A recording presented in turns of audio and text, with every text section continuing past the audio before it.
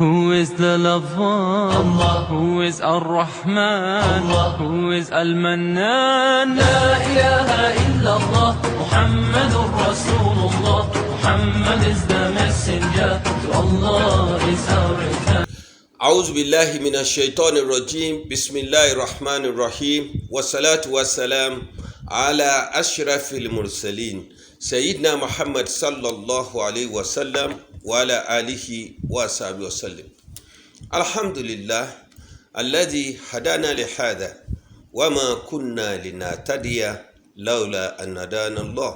أشهد أن لا إله إلا الله وحده لا شريك له وأشهد أن محمدا عبده ورسوله. اللهم صل على سيدنا محمد وعلى آله وصحبه وسلم. آمين.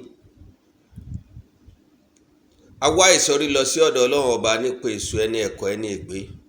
A bẹ̀rẹ̀ pẹ̀lú orúkọ Ọlọ́run ọba kan ṣoṣo, ọba olóore ọ̀fẹ́, ọba aláàánú jùlọ. Ìkẹ́ Ọlọ́run, àánú Ọlọ́run àti ìbùkún rẹ̀ kó máa bá aṣíwájú ẹ̀dá. Ànábì tó gbẹ̀yìn àwọn ànábì Ọlọ́run. Ìyẹn náà ni ànábì wa Muhammad. Àwọn ará ilé ànábì, àwọn sàábé ànábì àti gbogbo ẹni tó gbà t'Ọlọ́run ọba lódodo. Àmín. Ará lọ́kùnrin àti lóbìnrin, a kí yín káàbọ̀ sórí ètò yín. Ètò tí a máa ń wò tí ó ń tọ́ wa sọ́nà nípa ìjọsìn nínú ẹ̀sìn Islam. Lónìí, kókó ọ̀rọ̀ tá a fẹ́ sọ̀rọ̀ lórí òun náà ni Ìlọrin gẹ́gẹ́ bí ilẹ̀ Islam. Àlejò wa pàtàkì tí a gbà lónìí, àwọn ni ọ̀kan nínú àwọn ọ̀jọ̀gbọ́n wa láwùjọ wa. Tó pé tá a bá ń wò pé kí tiẹ̀ ní standard ọ̀jọ̀gbọ́n tá a gbà lálejò lónìí, òun ni táwọn ọlọ́mọ̀wé máa ń pè ní international standard.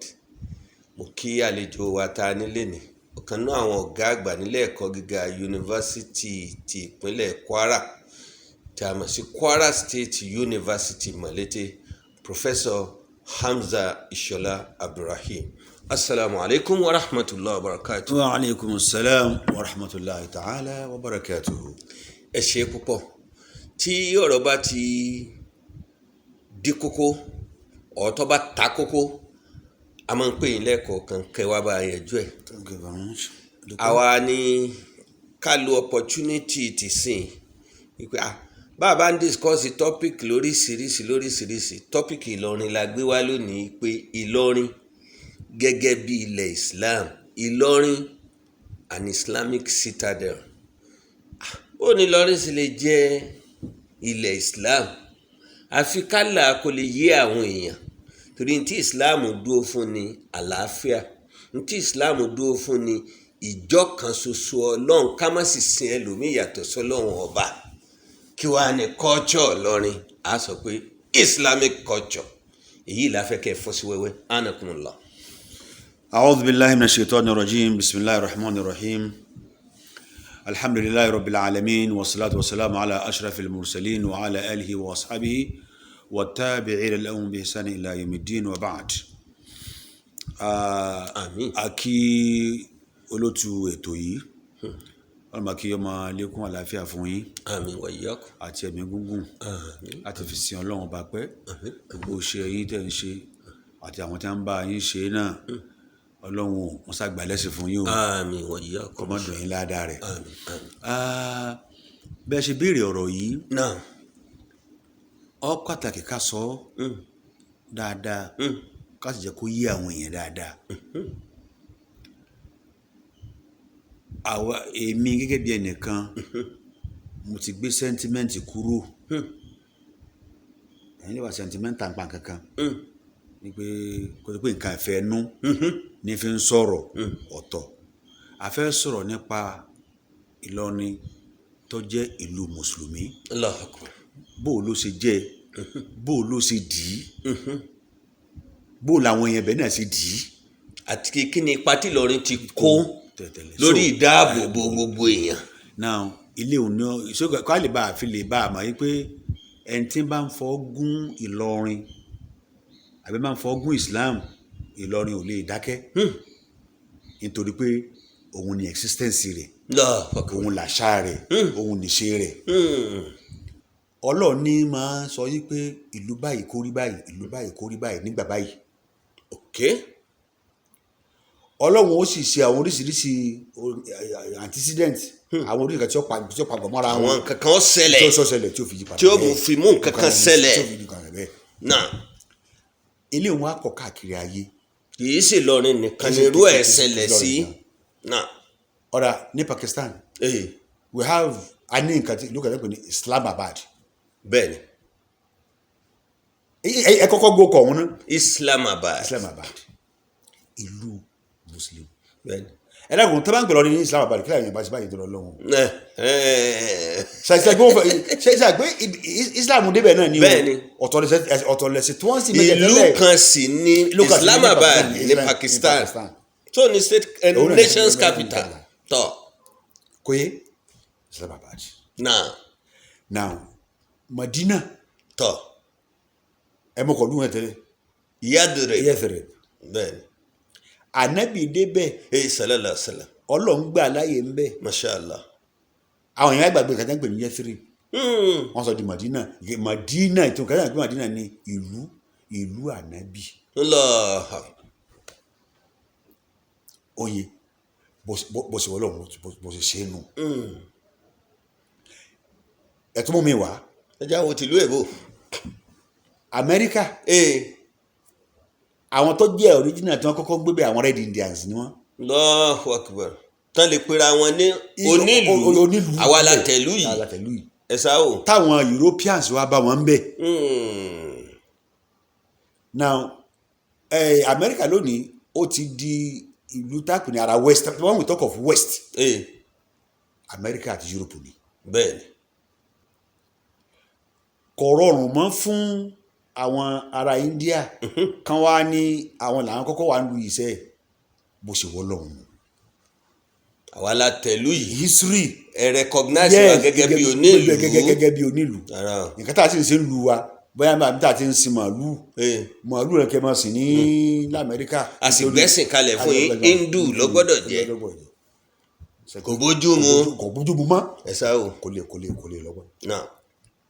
ká tó mú mi wá ní Europe ibi tá à ń pè ní Spain lónìí ọ̀pọ̀lọpọ̀ àárín ìlú àwọn ìkẹ́mẹ̀ tó ti pọ̀ tó ipá àwọn alábá ló ti rúlu bẹ̀ for almost 700 years ni wọ́n ti rúlu bẹ̀ ní Spain. Islam gbáyé ń bẹ̀ nígbà náà.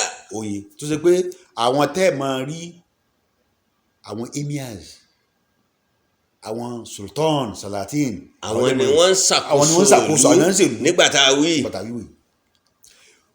oríṣiríṣi nǹkan tó yí bì yí. Spain dìlú tó ṣe pé wípé ẹ fẹ́ wá Islam tí ń bẹ. wọ́n ò púrútù wọ́n hu Islam lẹ̀ wọ́n hu mùsùlùmí lẹ̀ kó bẹ̀ ni. sáà mùsùlùmí kan lè wá dìde ní sèpé àfẹ́ sọ Spain di bó ṣe rí tẹ́lẹ̀. bó ṣe rí tẹ́lẹ̀ ṣe pé mùsùlùmí tó máa ń fẹ́ wàhálà ó lè lọ bẹ̀rẹ̀ rẹ̀. Queen of England mo gbọ́ pé France ló ti wá.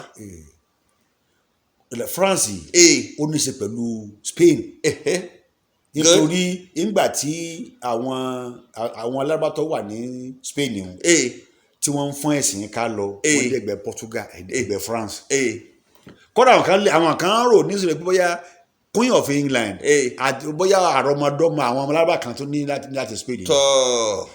Queen of England tó níní o. èdè tó kúnjò rí. ẹ ṣe.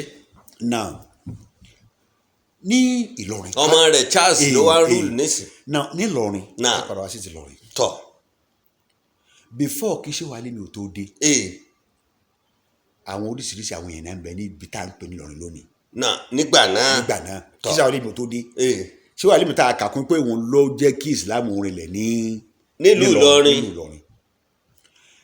àbọ̀tọ́lọ̀ wá fẹ́ bí Ìlọrin ó ṣe já sí nílẹ̀ Yorùbá. oye ọ wá jẹ́ kí àwọn ibì kan bẹ àdúgbò kan bẹ tá à ń pè lókè Ṣúnà. Òkè Ṣúnà tó wà ní Gàmbàrí o. bẹ́ẹ̀ni. Òkè Ṣúnà tó wà ní ọ̀nà mini campus University of Ìlọrin jọ̀hún ni. Mashallah.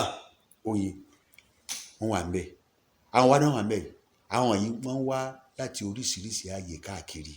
tí wọ́n sì jẹ́ mùsùlùmí. tí wọ́n establish ara wọn síbẹ̀. àmọ́ àwọn ìlú kan ni wọ́n ti wá. mùsùlùmí ni wọ́n o ṣé alimi dé bá wọn ni. now ìgbà tí àwọn ìwọ̀nyí ń bọ̀ láti ìlú wọn wọ́n ní àwọn ẹ̀sìn kọ̀ọ̀kan tí wọ́n sì ń lù wọn táwọn èèyàn wọn sì ń lù wọn Allahu Akbar. táwọn wá pa wọ́n tì ìpè ibi tá a ti máa rí ìsìláàmù sí àlàáfíà la fẹ́ lọ ẹ̀sùn nílọrin lẹ́fẹ̀ẹ́ á settle down síbẹ̀. tókè iṣu náà nílọrin àwọn bàrùbá tọ́ àwọn ní ẹ̀sìn táwọn bàrùbá máa ń ṣe yàtọ̀ fún ìsìláàmù. tí wọ́n ń sin nǹkan míì. wọ́n ń sin gòrí wọ́n ń sin sanagoru wọ́n ń sin káwó ẹ̀sìn àwọn tó bìlífù nù iná àwọn tó bìlífù nù àrá àwọn tó bìlífù nù odò. àwọn bàrùbá wọ̀ lọ́rin àwọn gbogbo òbírí wọ̀ lọ́rin àwọn tápà wọ̀ lọ́rin gbogbo wọ̀nyí. gbogbo eléyìí kì í ṣe alimitude. alẹ́ ọ̀sálẹ̀. tí alimitude wá dé ọwọ́ ajẹ́ kó tó nípa sí. Allahu Akbar. wọ́n wá sọ̀rẹ́ńdà fún torí ẹ̀kọ́ tó ní jù wọ́n lọ. wọ́n sì rí àmì ìbẹ̀rù Ọlọ́run látàrí ẹ̀sìn Islam tí wọ́n gbà yìí pé aṣáájú rere lẹ́nu yìí. gbogbo wọn wá gbà pé kálukú fi ẹ̀sìn kẹ́sìn tí ń sìn lù rẹ̀ àti pátì nǹkan kan ló mú adé lẹ̀. àti ní mú nǹkan kan papọ̀ mọ́ ìsìláàmù mọ́. wọn á di mùsùlùmí. èyí tí ṣé wà límì gbé wá yìí láàmú ṣe tí ọ̀pá nǹkan mi pọ̀ mọ́lọ̀ nísinsìn. àwọn Yorùbá wọn kò Ìbàdàn wọn kò l'Ógbómọ̀ṣọ́ wọn kò n'Íṣẹ̀yìn wọn kò l'Abẹ́òkúta wọn kò ní oríṣiríṣi ilẹ̀ Yorùbá wọ́n fi lù wọ́n lẹ̀ wọ́n fa àwọn èèyàn wọn lẹ̀ wọ́n wá sí Ìlọrin fún Islam ìpìtọ̀ ibi yìí ó tutù máa ń la báyìí ibi yìí nílùú tó jẹ́ nílùú. àìmọye ilé làámọ̀ wá dákọ̀ òkè àpòmù ilé àfáàwò ìtẹ́ Ẹ̀gbá ilé Ẹ̀gbá. ta ni ọmọ fáwọn ń wá láti ibìkan ẹni tí ọba pìtàn lọrin o fáwọn wọn káwọn aṣọ original lọrin ni wọn. ọjà jọjọ ẹ̀kọ́ lè sọ pé wọ́n jẹ́ now kí wọ́n wá sọ yìí pé ẹ̀yin wọ̀nyí o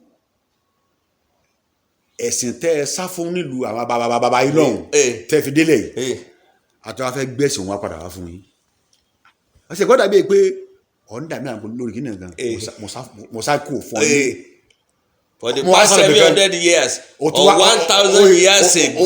o tún wá padà wá bá mi ń bẹ̀ yìí pé àfikún sàgbà ẹ̀sà bàbá rẹ jọ̀hún. mùsíbà sùn ọ̀fẹ́ jìnnù wàhálà tó ṣẹlẹ̀ now Ìlọrin náà wá gba kínní ìwọ́n di pútọ̀ ọ̀dà o Ọlọ́run ti fún wa ní róòlù láti play wọ́n tó pé Ọlọ́run ló sọ èdè Ìlọrin pé Yorùbá ní ká máa sọ. Allahu Akbar. tápọ̀ sọ tápà mọ́ Fúlàní ọ̀gbọ́ Fúlàní mọ́. Bàrùbá ọ̀sọ́ bòkó bàrù mọ́ bàrùbá ọ̀sọ́ bàrùbá mọ́ bàtònú wọn ọ̀sọ́ mọ́ ara káyà mọ́ wọn kó wá sí Ìlọrin wọn ọ̀sọ́ bòkó bàrù mọ́. kí ọ̀gbọ́ kàn ní kí mọ́ gàmbàrí ọ̀gbọ́ gàmbàrí mọ́. ká má ti sọ tàwọn Haúsá. wọn àgbọ̀ mọ́ Ọlọ́run ló ṣe é pé èdè Yorùbá nítorí iṣẹ́ tọ́lọ́run fẹ́ ràn wá nílẹ̀ Yorùbá. Allahu Akbar. mo sọ fáwọn kan jí òní mo ní ọba Ìlọrin èso ọba Yorùbá ọba gbogbo ẹ̀yà lọ́ba Ìlọrin torí gbogbo ẹ̀yà ní bẹ́ẹ̀nbẹ́ tán jẹ́ indigene tí wọ́n ń ṣàlejò.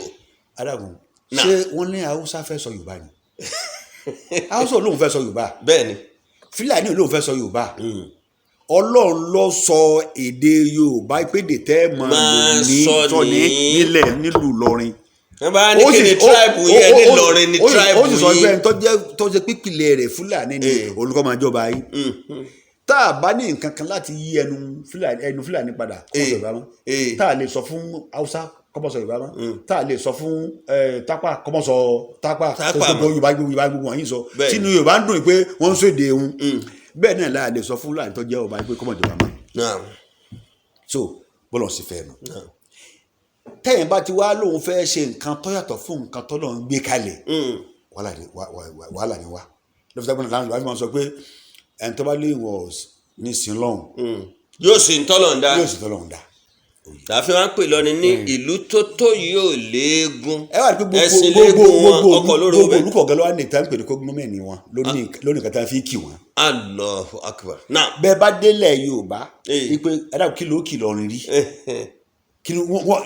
wọ́n ní sọ ti Yemọja fún yín bẹ́ẹ̀ni wọ́n sì ní sọ ti Odò Ọya bẹ́ẹ̀ni wọ́n ní sọ fún yín o gbọ́dọ̀ Ọya ti súnmọ́ wa tóun náà bóun ó ti wí ìlú tó yóò léegun ẹ̀sìn léegun wọn ọkọ̀ lóró bẹ̀ ọ̀kan nù irinṣẹ́ tó fi ń jà ní ọkọ̀ ọwọ́ àdúgbò tó fi ń jà lóró bẹ̀.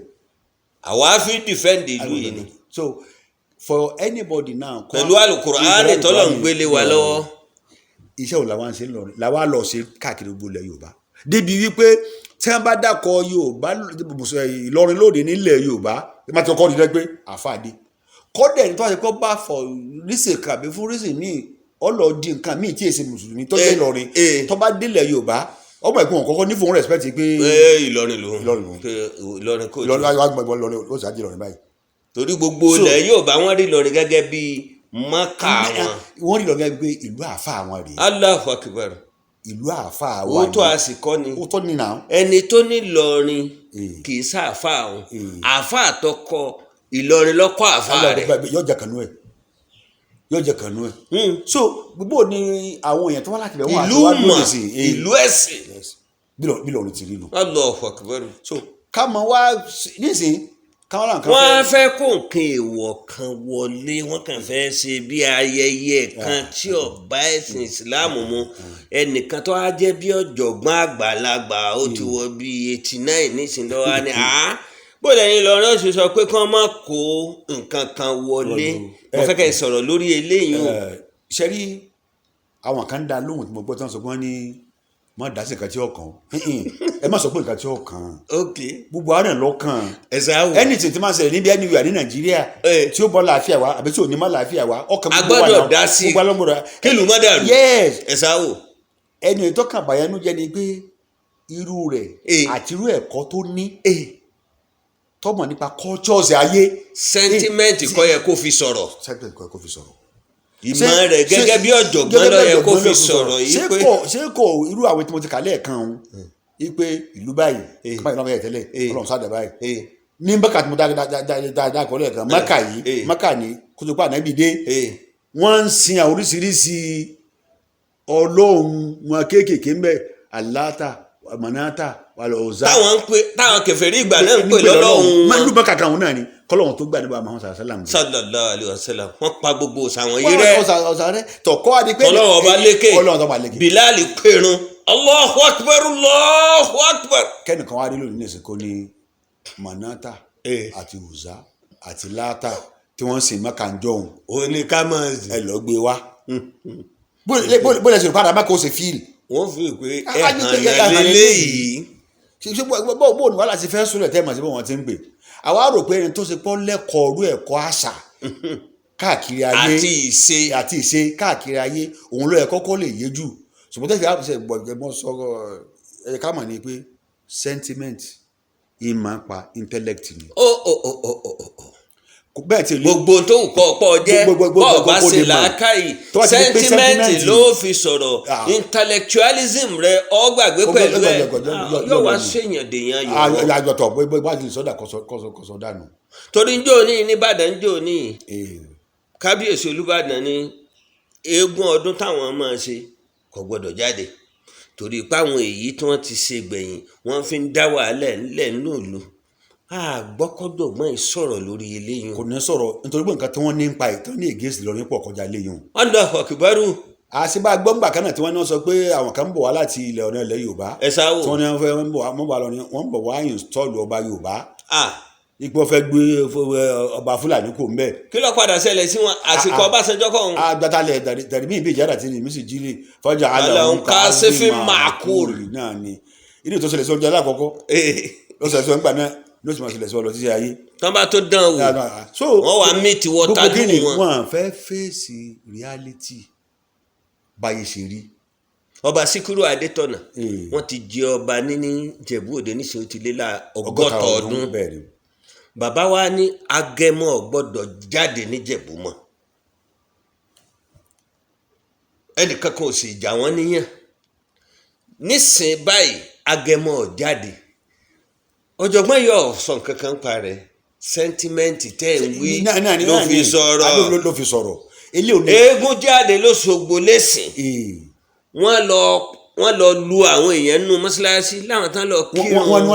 wọ́n jáde lọ kírun ìjọba tó rò fẹ́ jáde. ọ̀jọ̀gbọ́n yóò sọ̀rọ̀ kankan pa rẹ̀. kọ́dà náà àtúwálù ọ̀padà jásálì kìámù. so láti mọ̀ pé ọ̀tọ̀ ní kẹ́yìn ọgbọ́n ọ̀tọ̀ ní kí sẹ́ńtímẹ́ǹtì ọmọ dàí láàmú. ọ̀tọ̀ ni kéèyàn ó nímọ̀ tó professorial status kọ́ wá lò nínú ọ̀rọ̀ tí ó sọ. sentiment sẹ́ ẹ máa ń pa intellect ni ẹ bá ti mú ilé òun ní as a rule ìgbé sentiments are greater stronger than intellect. Oh my God. tó bá ti jẹ́ kí gbogbo sentiment yóò wà ní ọ̀rọ̀ rẹ yóò pa intellect rẹ ni. Allahu Akbar. sentiment ti pa intellect ọ̀gá tẹ̀lé. àwa ń fẹ́ àlàáfíà nílùú Ìlọrin nípínlẹ̀ Kwara àti Nàìjíríà lápapọ̀ ìmọ̀ràn wo lẹ fẹ́ mú wá tí àlàáfíà yóò fi jọba. ó ní pé káàkiri orílẹ̀-èdè Nàìjíríà. kí la ń pè ní tolerance. àmúmọ́ra náà ń pè bẹ́ẹ̀. àmúmọ́ra tọ̀ kí ni máa ń fa àmúmọ́ra ìtumọ̀ rẹ̀ ni pé nǹkan kan bẹ tí yóò wù ọ lọ dandan but ó ti di reality kọ́ máa rí kọ́ wa máa rí pé tọ́ básìkò ti wá nù. ọ̀fẹ́ di mọ́ra hamunkara. so reality tí mo wí ni pé Ìlọrin ìlú mùsùlùmí ni nílẹ̀ Yorùbá. Mashallah. Ìlọrin ìlú àáfàá ilẹ̀ Yorùbá ni. ọ̀wọ̀ tẹ́ ẹ bá fún ẹ̀sìn ní kẹ́ fún Ìlọrin. kẹ́ fún Ìlọrin. bẹ́ẹ̀ bá ṣe nǹkan tó lòdì sí ẹ̀sìn wọn yẹn. Ìlọrin ó takò ibikíbi ló sì lè já sí. ó lè já sí. Allahu Akbar. nígbà tí ẹ̀yẹ́ wà nílẹ̀ Tápà ó léegun tí wọ́n ń ṣe ó léegun tí wọ́n bá ṣe mẹ́. ẹ̀yẹ́ wà nílẹ̀ nílẹ̀ Bàrùbá ó léegun tí wọ́n ń ṣe mẹ́ kí Ìsìlámù tó dé. ẹ̀yẹ́ wà nílẹ̀ Káyọ̀mọ́ ìmù nílọrin yìí gan. síbí àwọn àtàwọn sọ pé Àfọ̀njá ṣé mùsùlùmí làfọ̀njá ni. 100% àwọn ọmọ Àfọ̀njá lónìí mùsùlùmí ni wọ́n. bẹ́ẹ̀ni tí wọ́n sì ṣe Ìsìlámù wọn dáadáa. wọ́n tún pè kan ní Iyemọja. Iyemọja tẹ́ máa dọ̀ Iyemọja nísìnyí kì í ṣe Iyemọja ẹ̀sìn. bẹ́ẹ̀ni Iyemọja àṣà ni. pé kákan mọ bí tá a ti ṣe a máa dúpẹ́ fọ́lọ́run pé àwa wà nínú agbo àwọn tó gbọ́ lóhùn gbọ́ mo gbọ́ pé Mọ́gàjí Iyemọja sọ̀rọ̀ pé kí ni jẹ́ òòṣà kí ni ijó mi bíbọ àwọn òṣèré ń jó àwọn tí ń bẹ. mo bá wọn kan lọ síbi lọ tọrọ ìyàwó ní Ìdí Àpẹ́ lẹ́yìn àwọn Ìdí Àpẹ́ ló fẹ́ yàwó mo bá wọn lọ sí ilẹ̀ Tápà alọtọrọ ọmọ asọkalẹ mọtò bá gbọdọ báyìí dé àwọn obìnrin tọjá àwọn ọmọ Ìdí Àpẹ́ wọn máa ń kọrin wọn sọ mi gẹ́gẹ́ bíi tí mo wà literature ìran dẹtí sórí wọn wọn ń kọrin ìwọn níṣẹ pẹ̀lú Iyemọja and this appeal tó pé alájà ní gbogbo wọn pẹ̀lú borí wọn ń kọrin Iyemọja. wọn ẹ sọ̀sà o wọn ò sì bìlífù nù ọ̀sà o wọn ò bìlífù nù ẹ but wọn kàn kíní yẹn dàbí. kálukú ló ní origin. bá a ṣe wọ aṣọ yìí lásán ni. tàbí èbó sáré wọ báyìí. kì í ṣe kí wọ́n yìn báìbù ẹ̀sìn ṣàṣìṣe. kì í ṣe kí wọ́n gbọ́ ìbá as a religion. so nítorí náà nǹkan fún àlàáfíà tí n bẹ́ẹ̀ lọrin kọ́ mọ́ dàrú. ẹ dàgbọ́n tọrọ Ọlọ́run gbogbo àwa tí a bá fẹ́ fọ́ọ̀sì nǹkan tí ò ti sí mọ́ láwọn yẹn lórí nǹkan tẹ́ bá fà ẹ̀ lè fẹ́ fà wàhálà o. ẹ ṣe púpọ̀ Ọlọ́run ní jáde wàhálà ọ̀rọ̀ wa fẹ́ dàbí ọ̀rọ̀ àwọn band hip-hop nílẹ̀ Ìgbò tí wọ́n ní táwọn ń fẹ́ nì fún ìlú àwọn ní tí wọ́n sì ń fẹ́ yìí ń ṣàkóbá fún ìlú wọn to the extent pé ìjọba wa dìde nàró pé ìtẹ̀yìn ń fẹ́ yìí pẹ̀lú ọ̀nà tẹ́ gbé gbà yìí ọ̀nà tẹ́ fi run gbogbo àwọn táwọn jẹ́ Ìgbò ni lábẹ́ bẹ́ẹ̀ tó náà kọ́ ẹni tó bá fẹ́ kí àlàáfíà kó máa bẹ kó sinmi wá fìàfìà ká ntẹ́lẹ̀ fẹ́ gbé dìde pé ẹ̀ẹ́dà padà ń bí ìgbà téèyàn ń sí rànràn bí ìgbà téèyàn ń sí èrè tó fẹ́ da ìlú rú àmọ́ aláwọn olórí tó dáa tí wọn ò figbá kan bọ̀ kan nú nípa ń ṣètò bálàáfíà ó ṣèjọba a mọ̀ pé wọ́n ń gbọ́ wa a sì ní àwọn olórí tó dáa nínú ìlú wa ní lọ́balọ́ba pẹ̀lú bàbá wa ọlọ́lọ́ọba Ìlọrin èkárí gbogbo lọ́balọ́ba ìpínlẹ̀ Kwara àtúwá láwọn àáfàá tó dáa nínú ẹ̀sìn Islam àtẹ̀sìn Kìrìsìtẹ́nì tí wọ́n sọ pé ọ̀rọ̀ tọ́lọ̀ ń sọ nínú Qur'an pé tako fitna la tusibanna alladhina zalamu minkum khassa ìpè ẹ páyà fìtínà o àbọ̀ fìtínà báburú rẹ̀ bá dé yóò kárí ẹni tí ò fa fìtínà kò ní mọ lórí àwọn tí wọ́n fà ọlọ́mọdé àrí wàhálà akéṣà àwọn security ní gbogbo iye tẹ́ ẹ bá ṣe ojú yín gbọ́dọ̀ tólẹ̀ dáadáa nísìn nílọrin àti Kwara lápapọ̀.